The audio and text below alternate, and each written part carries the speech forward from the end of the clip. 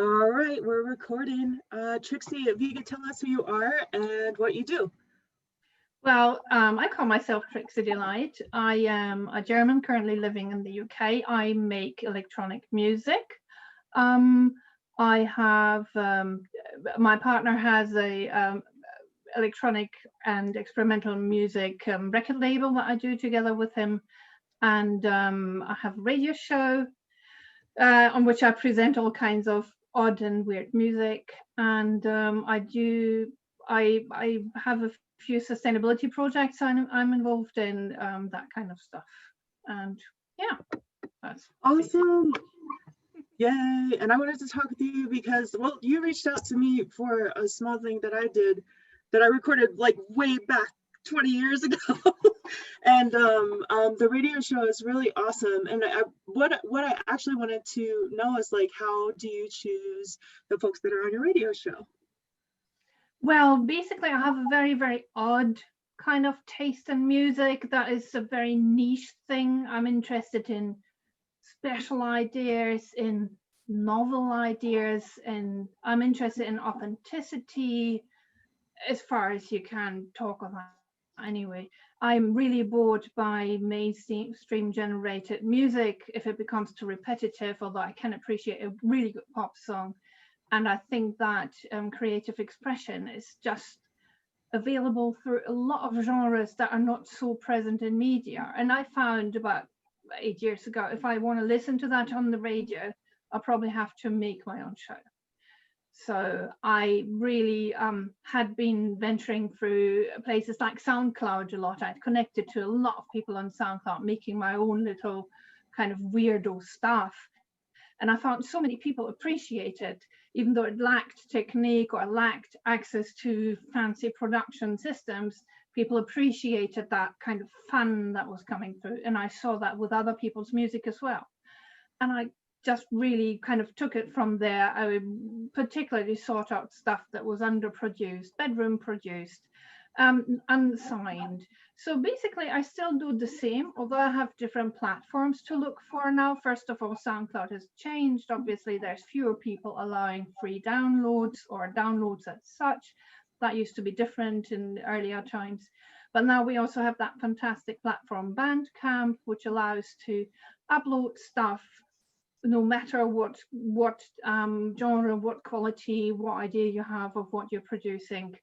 It's all very free, and you can allow people to download for free or for a small price. You can do a pay what you want, or you can have very fixed prices. So there's such a huge platform available to listen to really unusual stuff. You can just look for any old weird tags and just find the most amazing off the trodden path. Yeah, weird stuff. I love that because I love weird music too. I love music that's like pushes the boundary. I love dissonance, and like you said, like all different genres. And that was one of the things that I noticed about your show is it's maybe niche, but not niche in the same way every other niche is niche. Because everyone else is like, oh, we're doing the folk niche, or we're doing the ukulele niche, or like I don't know why I'm stuck over there, but like we're doing the electronic niche, etc. But in this certain sound vibe or whatever, my words, I think it's like, yeah. I think as soon as somebody is exclusionary about it, I get really wound up, and I really hate to be defined by one genre. And I enjoy mixing things, and I enjoy in my own music to combine folky harmonies, but also put really weird field recordings in and put dissonances in and weird rhythm. I like it when I hear different influences in music, and I love it when it has weird rhythms that make me work for my joy, kind of, and that are just stumbling you up in a fancy fashion. And it's all just, the most fun comes when people can't be pigeonholed, and that's just so great. I like that a lot. You're a woman after my own heart. It's like, yeah, because it just I keep thinking, so while you're talking, I keep thinking of like the way we listen to music now versus the way we used to listen to music. Like, you know, maybe there'd be a special radio show like real late at night, and they gave like CD giveaways, you know. So that's how I learned a lot about like the grunge stuff. And then like also like going to record stores and being able to listen.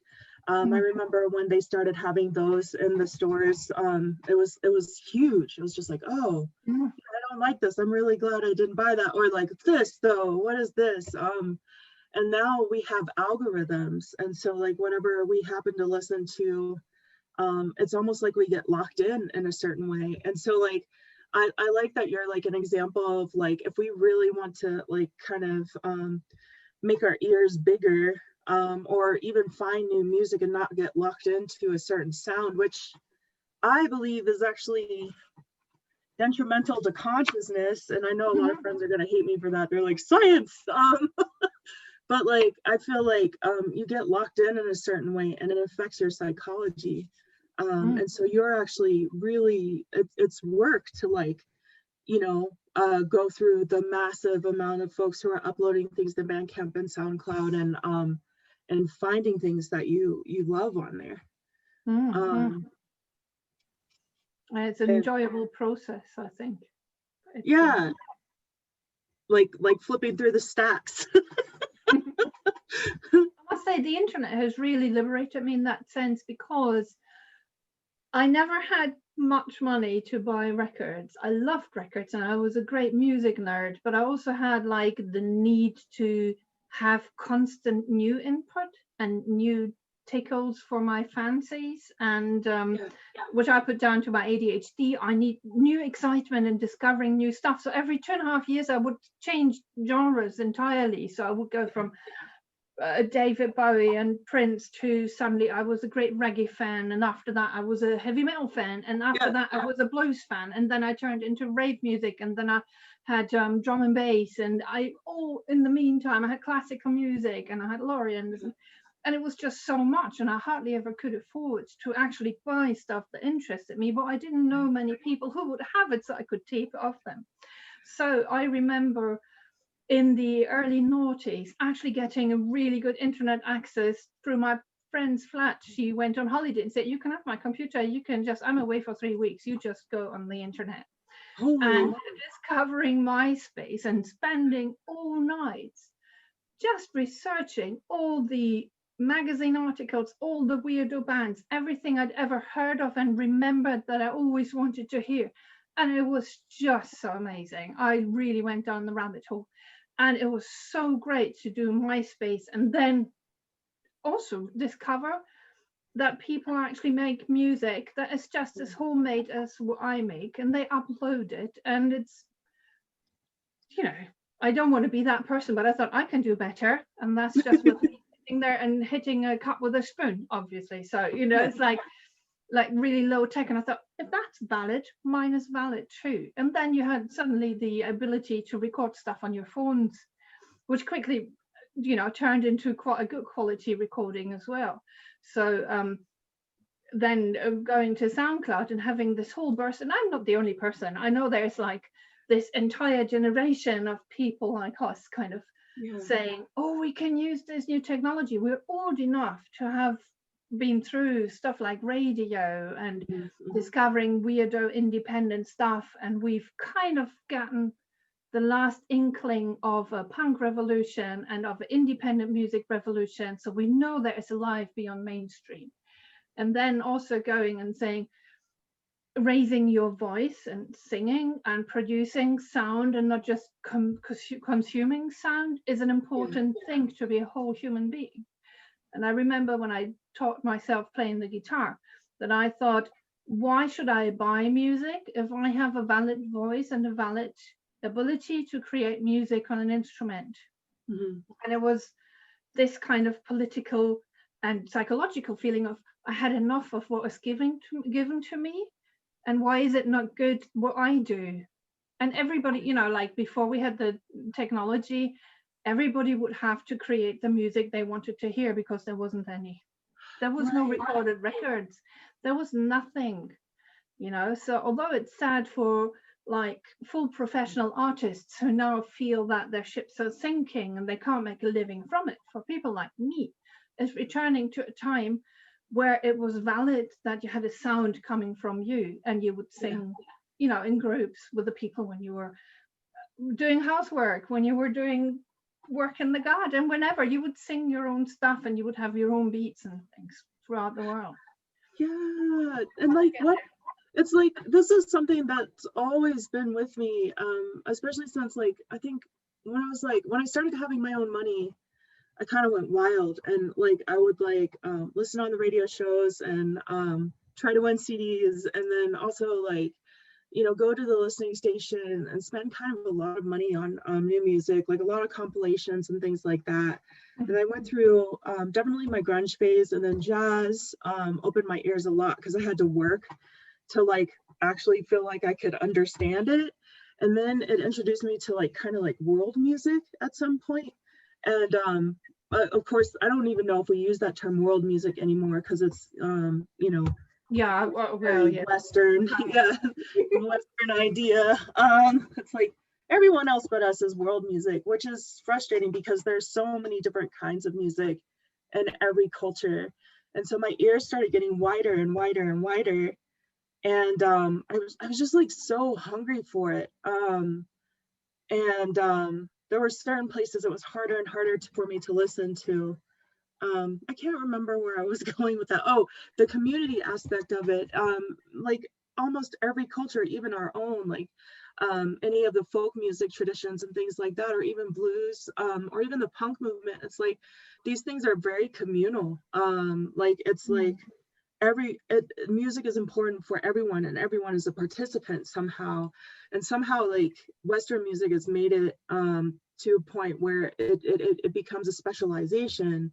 And so I know I've definitely felt this too, like with my voice. I've purposefully kept it a little rusty. Now it's really rusty, but I always kind of purposefully did because I could hear like, you know, the classically trained singers, even when they were singing jazz or something else, they sounded like opera singers, you know, and things like that. Mm-hmm. Huh? Yeah, artificial and bel canto, yeah. Mm-hmm.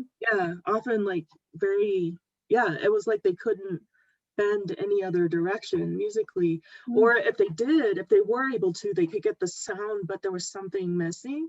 And so like I try to keep myself purposefully rusty, probably to a fault, but like it becomes such a specialization that I know I had a lot of personal hangups. It's just like, oh well, I'm not doing it as good as, you know, the bel canto singer or whatever, because even now pop has certain training, and you know, it's meant to keep your voice healthy, but there's also a certain training that I think sometimes makes some of the music, it sounds amazing, but there's something missing. I don't know. I think I know what you mean, but I also notice it's a kind of generational thing, because there's this kind of American pop coloratura, I want to call it, where it's like very artful kind of singing around, and we know that from the old soul singers and those great ladies like Whitney Houston and her mother and whoever, and they would just be so coloratura like, kind of in a very soulful way. But this has found a way into everybody's pop music singing in karaoke. Or even when I go to open microphones here, young women and men sing only in that style. And although it's a very artful thing, and it makes a voice that sounds good sound even more amazing because they seem to be in control of all these things, it becomes like the guitar solo of the 70s, a kind of, you know, a kind of for its own purpose artful. And that's when it starts to become uniform and boring for others who don't do it. I think certain styles of singing can be addictive. So like I remember learning overtone singing just in a hobby way, and I couldn't stop for weeks because it was just such a pleasure, and it gives you all these hormones. Or singing in a choir, for example, gives you also this rush of a good sound that is more than anything you can do on your own, and it is really addictive. And I remember trying to sing and not being able to switch off almost, and that was I wonder if that's what's happening there as well, because it's just so I can do that, so I can't strip it back, you know? Yeah, that's really interesting. Like I work in the healing arts too, and I don't know what those points would be, but it is really interesting because like, you know, there's a lot of singing where we're like singing up in our mask Mhm. and kind of in the back of our soft palate. And it's definitely something happening there in the, you know, in the skeletal Mm. structure. I don't know what it is, but I know that I've noticed too, like a lot of choral singers are very like, ah, like, you know, very Oh, yes. soft. And yeah, I love that reminder. It's just like, wow, yeah, I'm like, I don't know what else to say about that, but I want to look that up more or something. I can tell you one thing where I've also noticed that addiction. At some point, when I had this theory about how singing is necessary to raise your voice and be loud about things and not be kind of curbed and be able to sing songs instead of consuming songs, it was also faced when I went a lot for camping, spontaneous camping holidays with my bestie, Milena. Now, she's like 10 years my senior, but she's a very close friend. We shared a house together for a while and things. And we were quite keen on just jumping in the car if we could find a car and just driving 3 hours is to France from where we lived, you know, so we could just pop across the border, have some French cheese, have some wine, have some tent built up and sit at the campfire. And we had mostly cars that didn't have radios. And I remember that 3-week holiday we actually managed to do without having a radio, which really showed us what limits we have and how little music we knew. And we were both so ashamed. Between us, we knew 5 German folk songs, which is fair because we have a history that has misused a lot of traditional folk songs. So you are hesitant to sing stuff in German because quite a lot of that has been usurped by the Nazi regime and it is flawed and it has a aftertaste. So it's really difficult to fight and get those folk songs back into you without feeling you're connecting to that heritage, because they are independent of that and they're sometimes very progressive in their ideas about freedom, you know, so it's difficult. But anyway, so we knew 5 songs between us in 3 weeks holiday, and we said that can't remain that way. So the next holiday we had in a hut somewhere in the woods that we had access to for a week without electrical energy and without warm running water, just really very basic. We found a half-broken guitar between us, and we had 2 plastic recorders, of which one was just bought in the local DIY store in the tiny village. We were both able to read a few notes, and we knew a few songs, but most we didn't. And we both brought 2 fat books of German folk songs, and we taught ourselves to play the guitar and play the bloody recorder and sing those folk songs. Very cool. Sometimes we found out that some melodies were quite different from what we'd done, but it was so fun that I remember days where we got up in the morning and instead of drinking the first coffee, we started singing straight away because it was so enjoyable. And we're both kind of musical, so we managed to sing in 2 harmonies, and we would continue so much that we had to ration the time to sing because we got so hoarse that our voices hurt. It hurt so much that we sometimes went for walks. It was mushroom season, so we were able to pick chanterelles and that. So we walked around for walks and we couldn't even shout for each other and say, listen, I found some chanterelles. So basically, we completely reduced our communication to oof, because you can say that really loud in the woods. It was one of the best holidays I ever had. And it was the most singing I've ever done in my life. And it was just addictive. It was so good. Oh, that's beautiful. I like that. I mean, it's pretty obvious that needs to happen more. I feel like, you know, like that. I mean, that's like our voice, like literally our voice. And because of like the performative ways we have to be in society, we're pretty much limiting ourselves to certain registers. And singing, like your voices became sore. It's like, you know, that's what people don't realize. It's like it's muscles and muscle memory and all of that stuff. And there are some cool things that happen when you're singing, and it like it's like whole body really.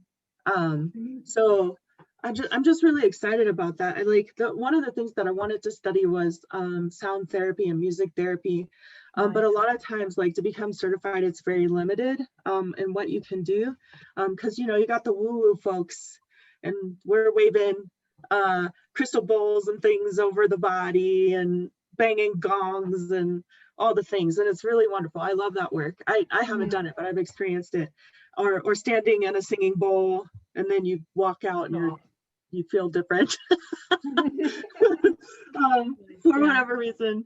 And then you know, there are folks going into like nursing homes with kind of like older songs, like sometimes folk songs or like songs of the 40s and 50s or whatever is applicable. I think we've used it a lot in Alzheimer's clients and patients, and some other things too, like bringing it into children's hospitals and things like that.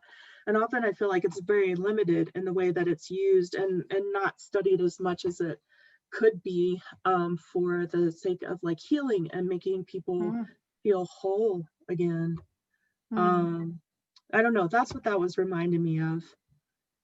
That singing isn't just, it's something I feel like that we've like cut apart from being, and it feels like singing is kind of like if you can talk you can sing, as like an old saying, I think. And I would go as far to say if you can grunt you can sing. Like if you can do any kind of sound.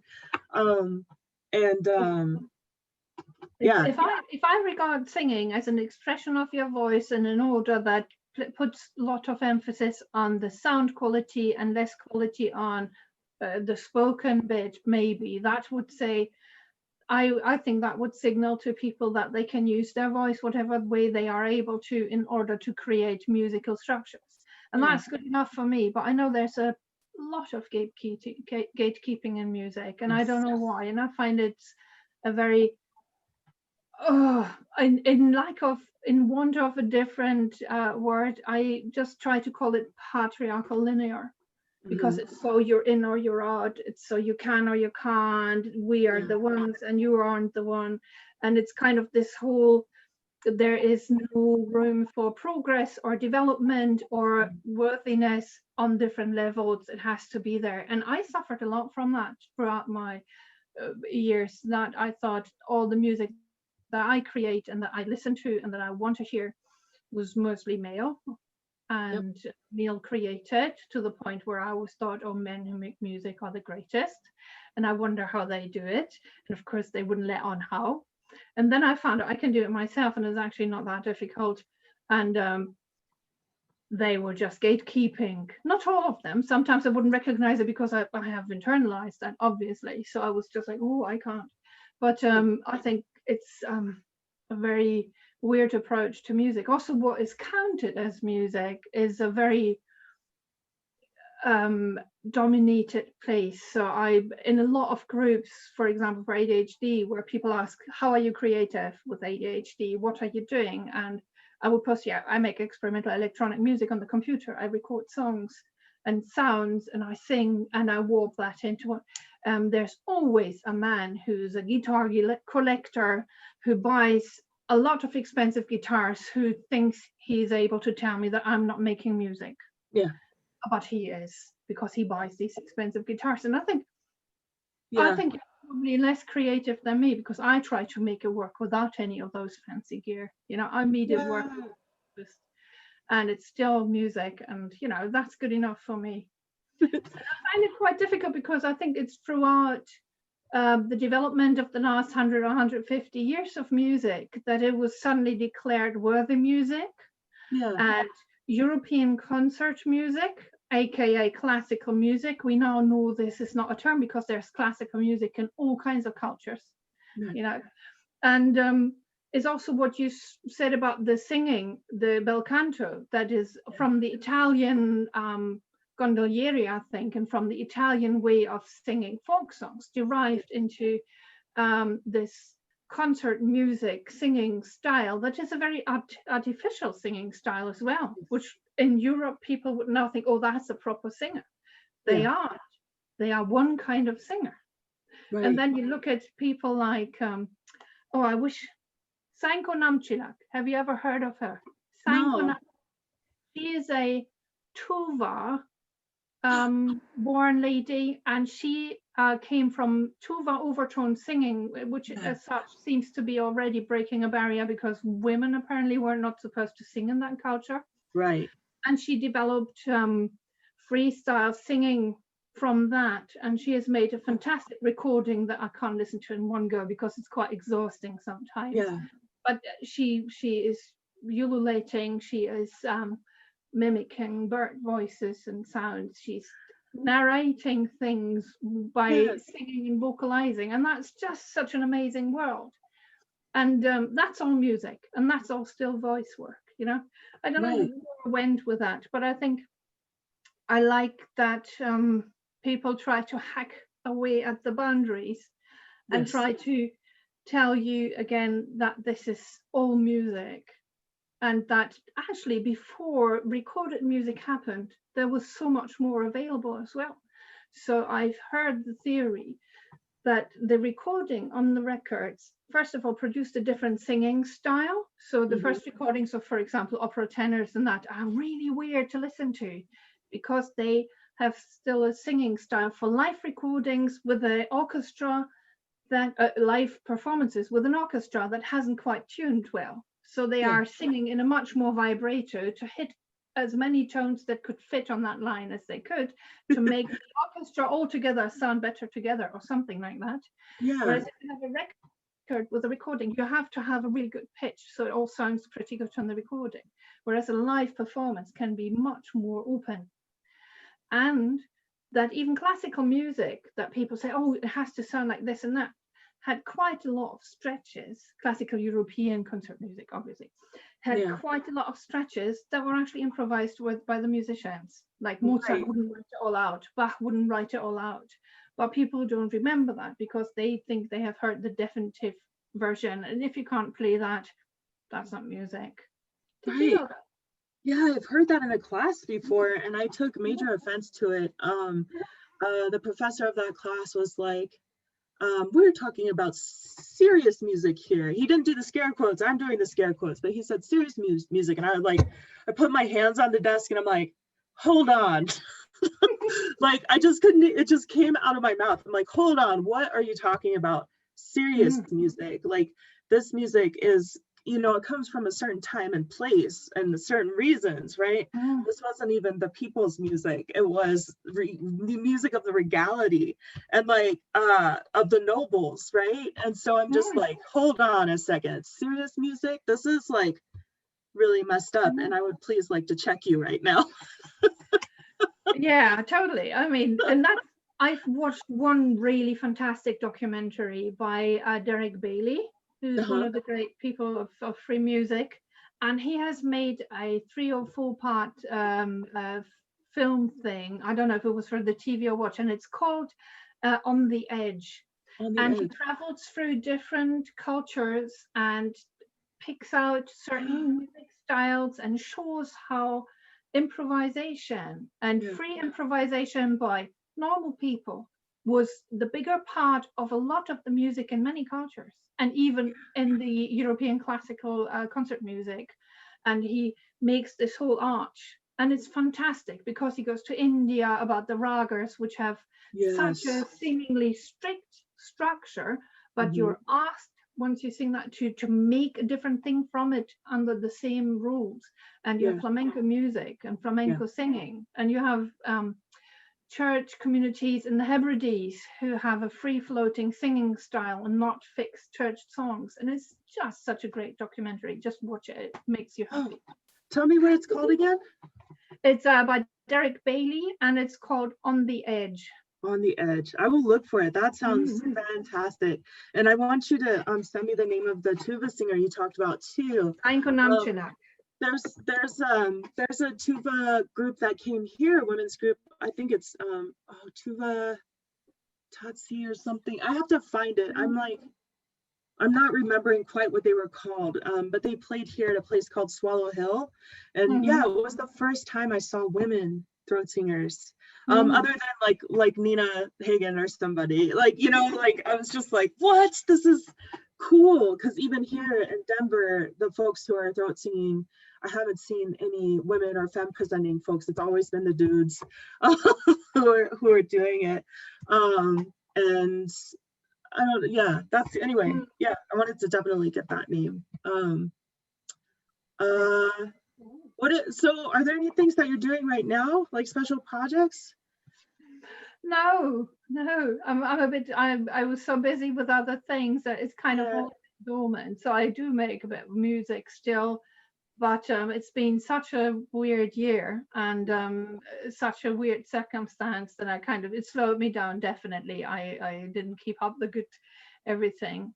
So I do a bit of guerrilla planting, if you want to call it that, on a small scale, and I do the social media for all our sustainability groups that are called Incredible Edible, which is a bit of urban gardening to connect people who do green stuff in the area.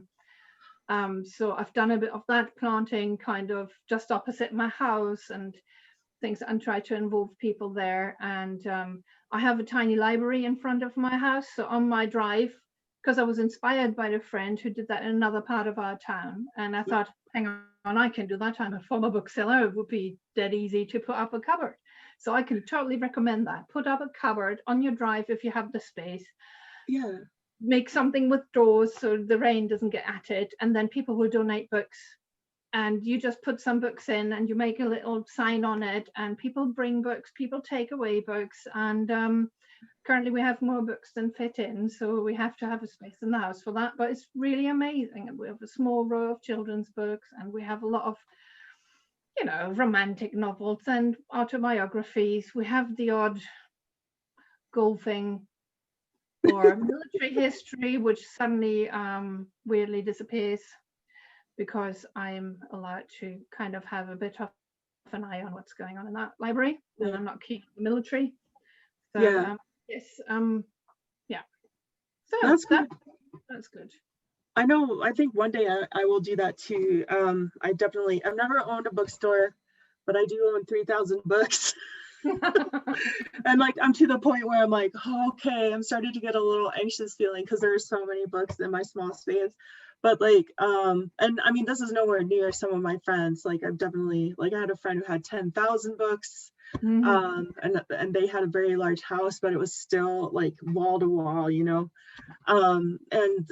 also like just the whole little library thing. It's really interesting to see kind of the what's in little library books, book cupboards, and some of them, and depending on the neighborhood and stuff. And like my neighborhood where I live, there are so many. I think there are 10 in walking distance from me, which is neat.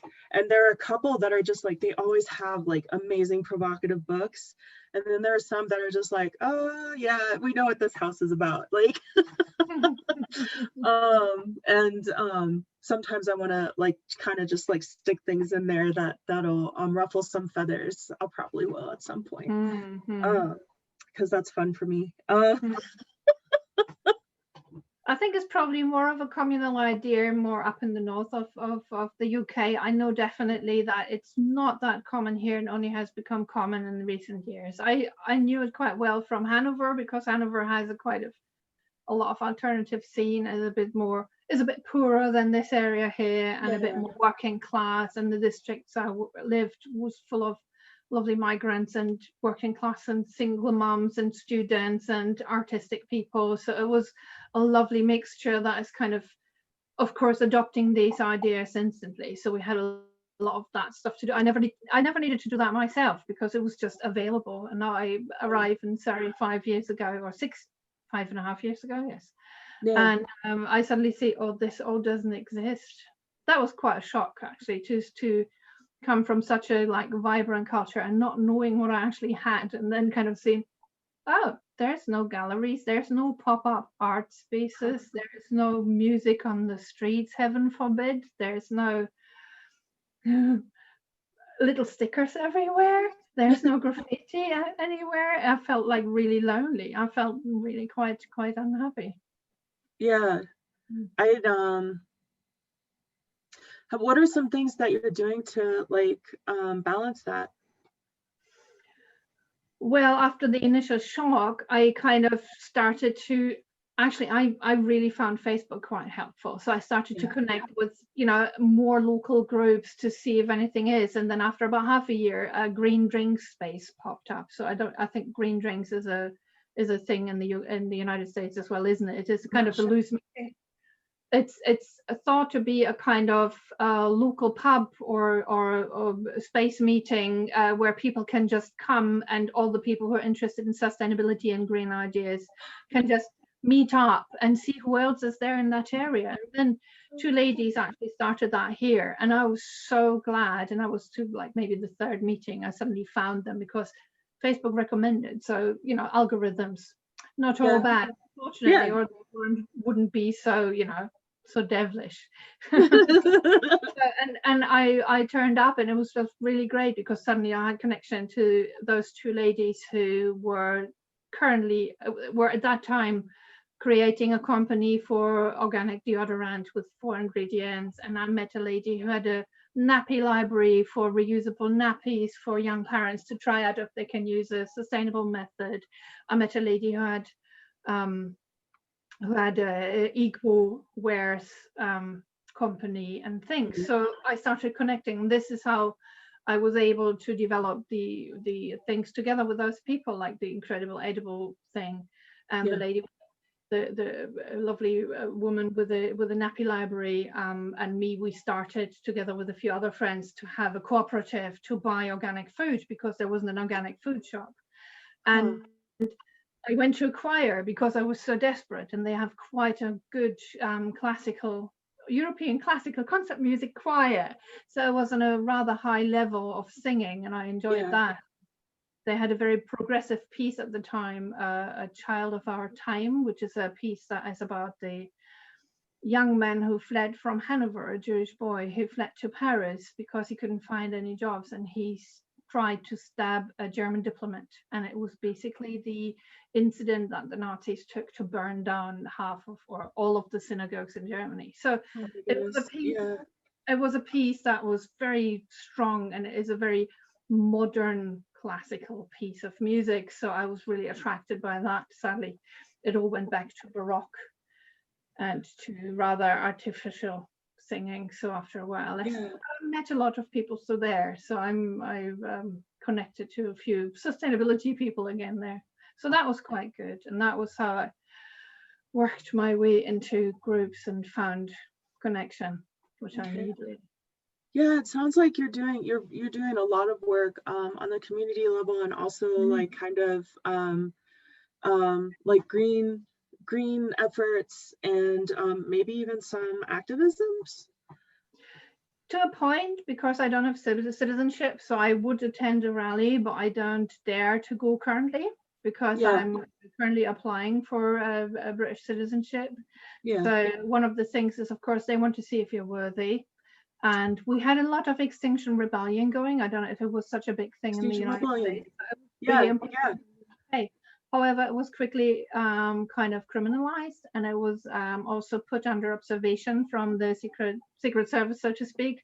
So it was kind of classed as a kind of slightly anti-constitutional, although we don't really have a constitution. So I didn't dare to go there. And also then COVID started and things. So I kind of pulled back from that a bit because currently I can't risk that. So I don't want to get into any trouble where suddenly Mara could say, oh, she's been attending something that was like had the whiff of a criminal activity or a slightly unsavory activity. So I'm currently doing that. And the planting that I've done opposite my house to kind of relive a bit of a dead lawn was in careful accordance, speaking to the council and kind of mentioning that I would do something, and I'm connected to people that know what I'm doing, so I don't feel like I can be booked for trespass or anything. So I have to be. So activism is a lot of keyboard warriordom and a lot of just trying to. Currently, I'm focusing a lot about writing about ADHD because that's just such a big thing in my life that I think, oh, a lot of people that I know might find this interesting as well. So yes, so I'm a bit more recluse than I used to be. Yeah. Well, the writing about ADHD, can you say a little more about that? Um, well, like so many things, it's something where women aren't diagnosed as much as men because they present differently. It's the same with autism, which is kind of comorbid with ADHD. And it's very difficult because classical ADHD is something that was defined as a young boy who has problems attending school because he's so restless. Right. And we know that, first of all, it doesn't go away when you become an adult, and second, there's much more to it. There's a whole complex of symptoms, and there's a whole complex of how it represents, and it might be gender specific as well, how it represents, or it might be, you know, more diverse because the environment puts a lot more pressure on women, and also women react differently because their hormones move in a different way than men's hormones. So it's quite a weird thing to be in your late 40s and suddenly think, oh, I found a name for this where I can't turn up on time and can't focus. And everybody always says, oh, if she had engaged more in school, she would have all done it, but she's just lazy, which I know I am not because I can work hard. And that is something that is like with any, I think, neurological diagnosis, just suddenly puts so much into movement. Right. And then if you're you know, if you're able to work and if you're able to hold down a job and things, people would probably assume it's just it's not bad enough to give you help, for example. If you're not mental health, I don't know what it's like in the United States because your private healthcare system is difficult and different anyway. But in the UK and in Germany, where you have a tax-funded system of healthcare for everybody, mental health is not very well funded, so slightly even turned back. So ADHD is a novel thing to diagnose in adults and also to diagnose in women, and then to ask, is it something that we even want to medicate if they obviously live their life? So yeah, I find it important that I can recognize things and talk about things and kind of, you know, watch a lot of memes down my timeline. But I had one friend already say, listen, can I write to you? I have a few questions, and who successfully now joined a group to get more information, to just ask about things, to find out more about it. And he's probably in his 40s as well. So that's already a success. Kind of. Awesome. And just for the record, that is definitely something I'm interested in as well, because it's like it's something that it doesn't, there are so many diagnoses that are based on like kind of, you know, male perspective. So like a lot of us don't get the care that we need if it's available, or I guess tools. I'm always looking for tools specifically, like how do I work with this thing that's going on with my brain, you know? But I think that's all really wonderful. And please let me know if there's any way I can help amplify some of that stuff, because like I think it's really important to like neurodiversity, and I like that you brought up that question of like how do we decide if we medicate it or if we should medicate it. Yeah, I think that's a discussion that I had with a few Facebook friends again, and it's like when I mentioned, oh, I find that women are underdiagnosed, and this is probably given us much more health problems than we should have. It's actually quite true because we know there's research about it, and now I've had a bit of arthritis for the last 3 or 4 years, and I had it turns out, no, you don't have arthritis because I went to a specialist and I can't have it. But if it comes back in half a year, please contact us again. And I've developed a frozen shoulder, and it's again, oh, you have to do a few exercises. And it's through a friend of a friend who then say, oh, that's menopausal. That I suddenly find out there's a thing like menopausal arthritis. And it's something that no doctor has spoken about. No doctor wanted to talk to me about when I now had a telephone conversation, because we currently can't go into the practices. And I was just kind of palmed off with a handful of what's it called? Hormone replacement therapy pills that are not even appropriate for me because I have asthma and I can't take them. I get migraines, I can't take them. And I'm not menopausal enough yet to take them. So it's like you're left alone again because it's a woman thing and it's unpleasant for the doctor and it's you know, not researched. And then it's about the arthritis and about frozen shoulders through menopause. There's very little research yet. There is stuff available, but it's the last 5 or 10 years that people are talking about it. So that's something. I mean, we know it's just from heart attacks to mental health, women are different in many things, also because the pressure is different on us. So yeah. Oh. It is very frustrating. I remember, so as a massage therapist, we have to learn CPR and we have to learn like the signs of heart attack and things like that. And I remember a street medic took me aside one day and said, do you know the signs of heart attack? And then I started listing, you know, the signs of heart attack textbook, right? And he's like, did you know that it might appear differently in your body? And that this is like, you know, this is the textbook heart attack for a male person. And I was just like, huh. I did not know that. That makes me incredibly uncomfortable, because if I had a client who was having a heart attack who didn't have these specific symptoms, I wouldn't know, you know. And that was very frightening to me, that that information wasn't available, and that like the street medic who was like, you know, this is indie level kind of person. This is someone who goes in and like helps to you know, bandage up people on the street and stuff like that. And they knew this information, but I did not for my own health or the people around me. That is frightening. And it's like, it seems like it's information that is available, but for some reason it's not available in the medical system in the way that it should be. I don't know. I don't know what the answer is there, because it's like a whole other world that I don't live in. But it's definitely something that affects us both, right? It affects a lot of folks. And it's just incredibly frustrating isn't even the word. It's like, it should be infuriating. Because it's scary as well. It's scary to see that you're deprived of medical help because you don't present in the way that a 30-year-old male would present. Right. And that's like a thing that should have been a thing of the past in the 70s. And of course it isn't, because research only happens.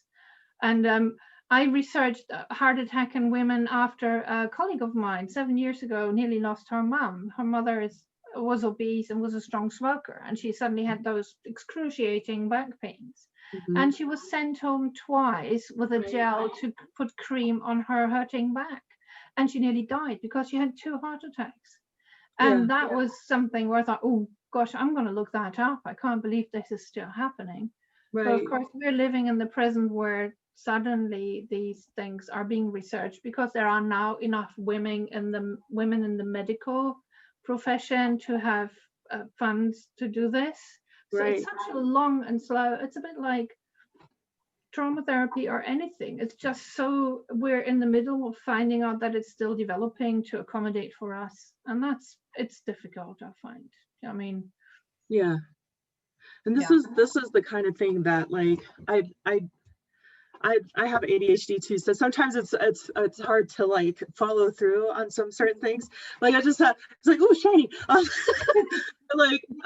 Like just this idea of, for some reason my brain's circling back to the little libraries, and like I love zines, and there's like a wonderful zine library in Denver that has collected tons and tons of zines. And just like thinking about things like, how do we educate people? And even though it's like one person per like 10 little libraries in my vicinity, unless someone throws it away, like it would be interesting to do things like create a zine that shows people things that they could do for self-care, or signs to look for when people, you know, are really having a heart attack and are being sent home.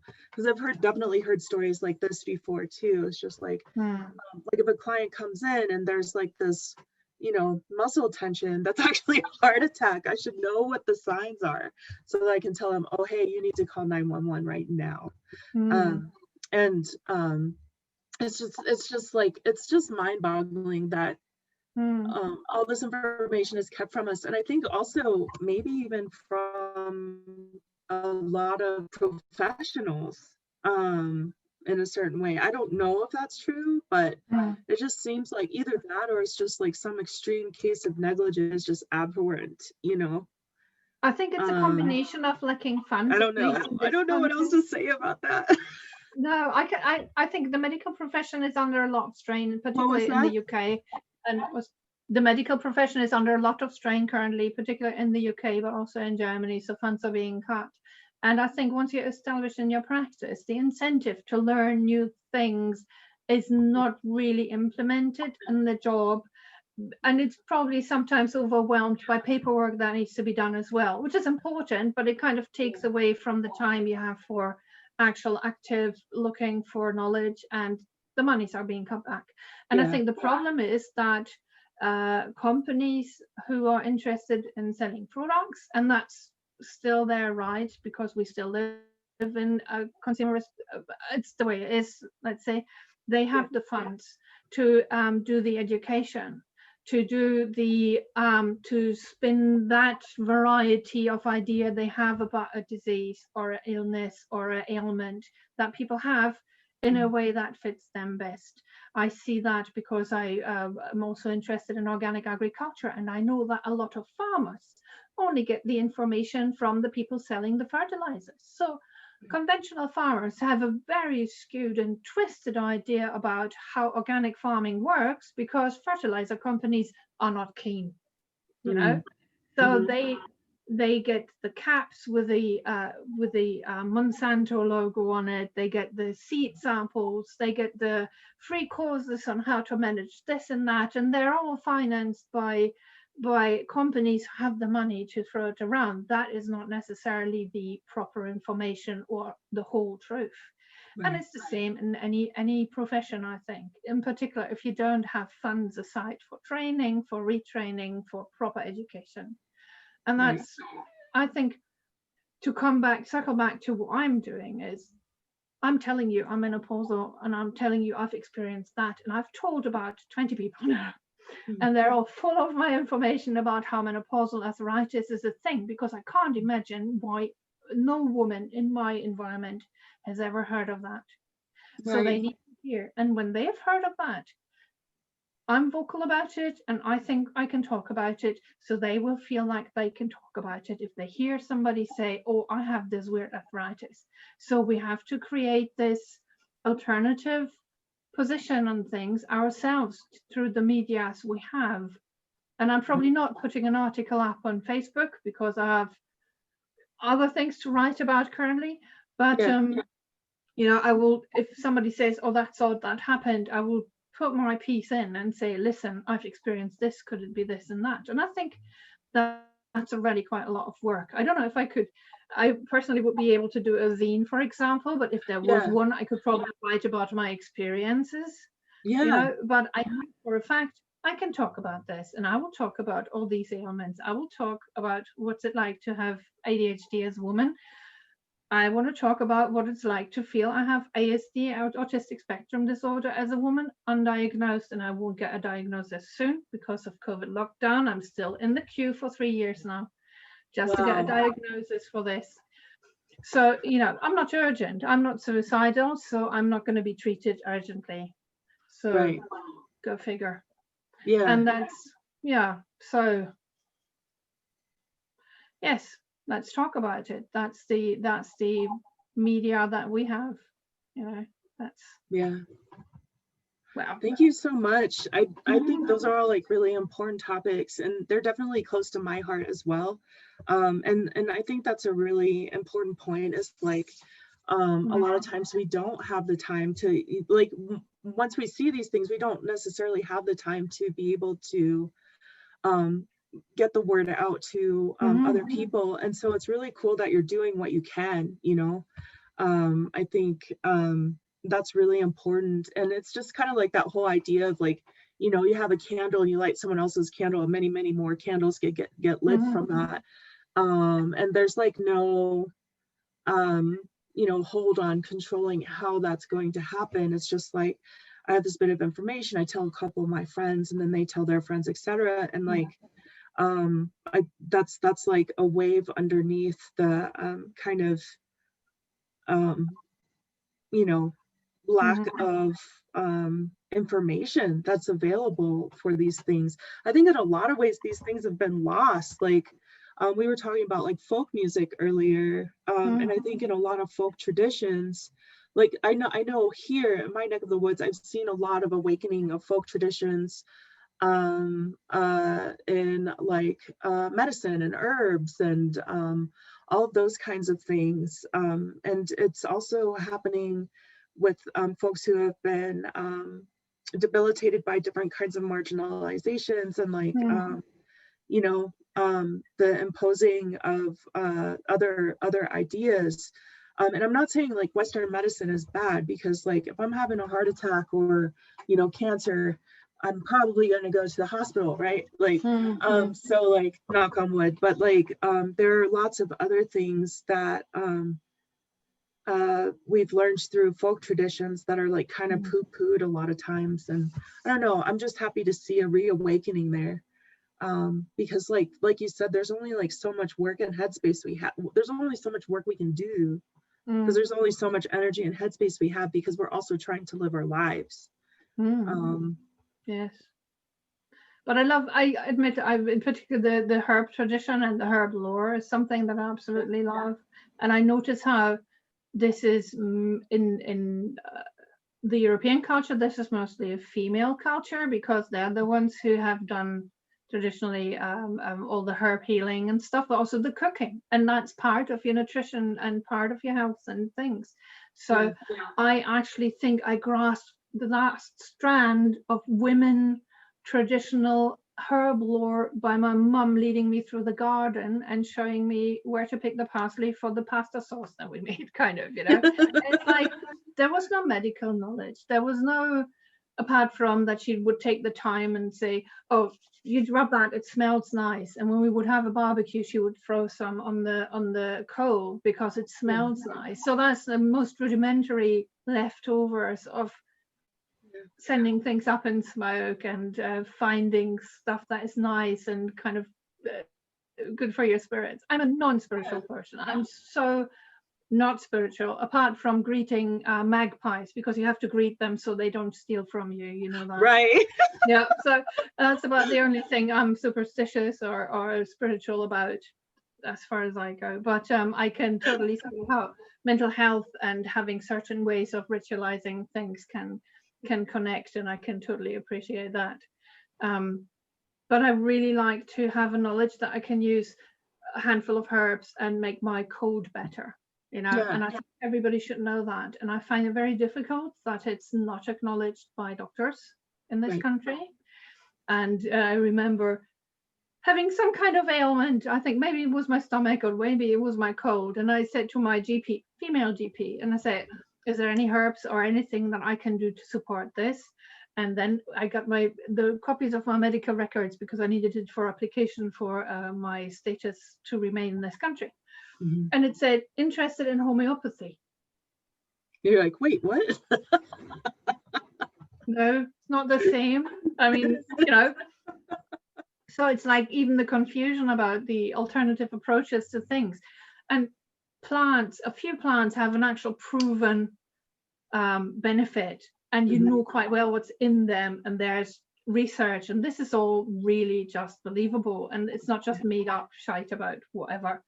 And I find it really difficult that doctors know less than us, and doctors know less than apothecaries or chemists or whatever they're called, pharmaceutical people. And I find that sad, because I enjoy doing that, and I enjoy making a proper tea when I'm ill and I feel like it's better and I can cough better and things, you know? Yeah, absolutely. Yeah, I'm happy to have people around me who have some of that knowledge. I've always wanted to have that knowledge, and I just started realizing there are folks who like they are still connected to certain lineages, and it's really comforting to me, and some of them very young folks, and that has been really comforting to me to see, yeah, because of the other things I see, like with inaccessibility to like medical assistance, really, you know, for a lot of folks here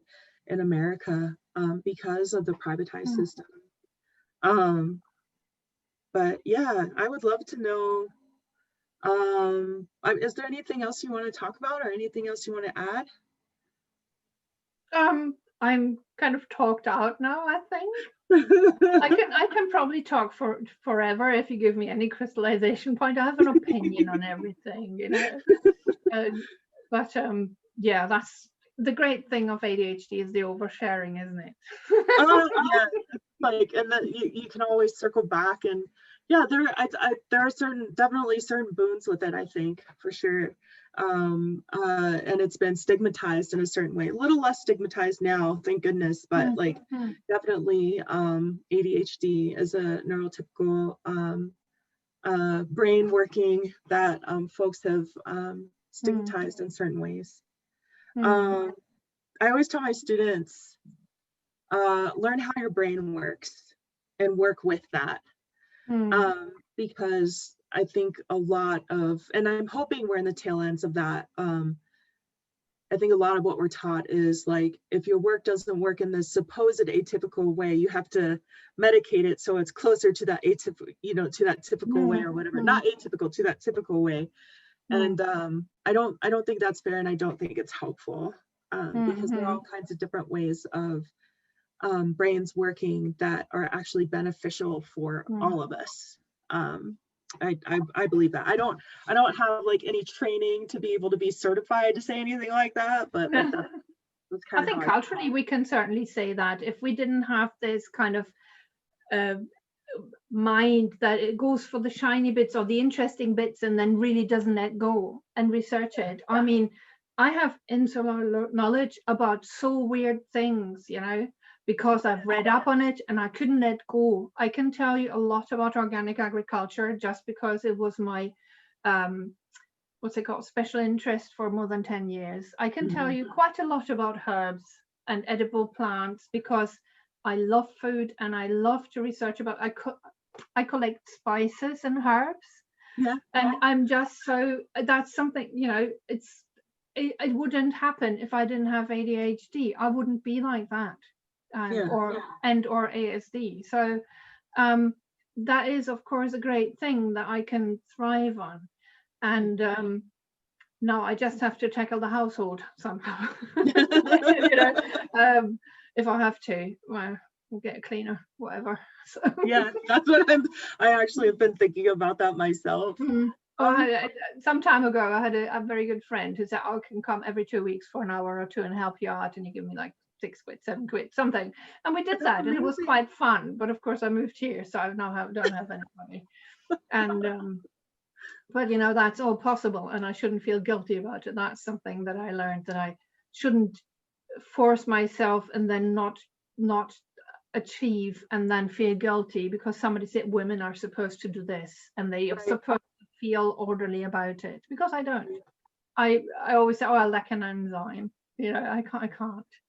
Right. So yes. Yeah. And I wouldn't make the music. I wouldn't make the music that I do if I didn't have this ADHD, because I like weird twinkly sounds. I like metallic, weird screechy sounds. Yeah. And I like door hinges that make interesting creaky noises. And I like some rattling branches that have a pattern. And I get distracted by these things, and I actually stop at playgrounds and record stuff and take photos until people look at me weird, you know, kind of. So it's so cool, and it's such a great world, and I notice not everybody actually appreciates it the way that I do. So it's my unique selling point, kind of, you know.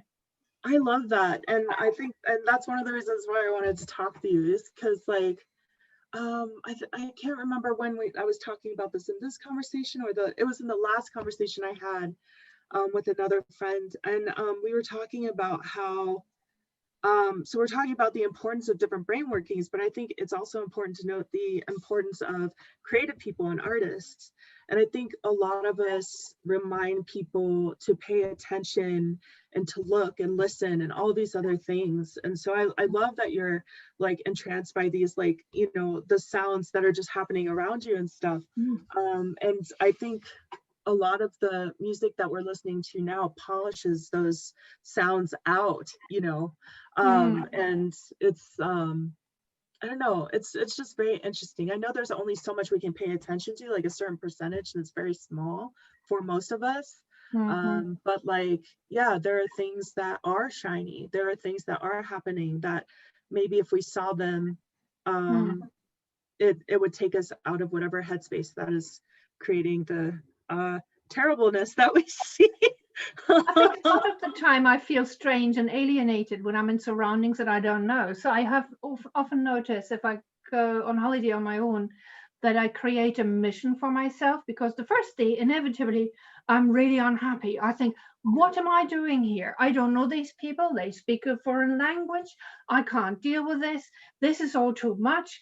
And then often I look for all the organic shops in the area, and I connect to. I look for you know, alternative growing communities and things, or I look for funny noises, and then suddenly I can zone everything that is overwhelmed out. I think that's an important part of that I can root myself in an area that I find strange and worrying by doing something I know about, you know. Right.